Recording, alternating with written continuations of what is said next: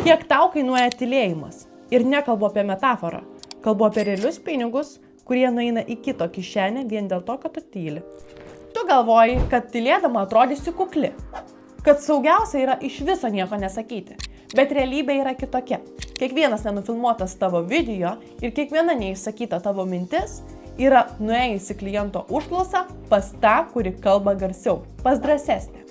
Ir ne visada labiau patyrusią, ne visada labiau profesionalesnę, bet tą, kuri kalba drąsiai ir garsiai. Įsivaizduok, kad yra dvi specialistės.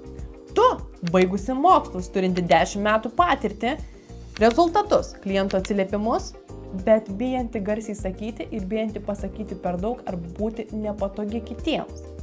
Ir kita, kuri ką tik pradėjo veiklą, bet yra drąsi, atsako už savo žodžius ir kalba garsiai. Pas ką eina klientas? Pas tą, kuri yra garsi. Nes tylėjimas yra didžiausias tavo priešas ir jis paverčia tave nematomą. Ir tada man kyla tik tai vienas klausimas. Ar gali sau leisti pratylėti dar 1 mėnesį?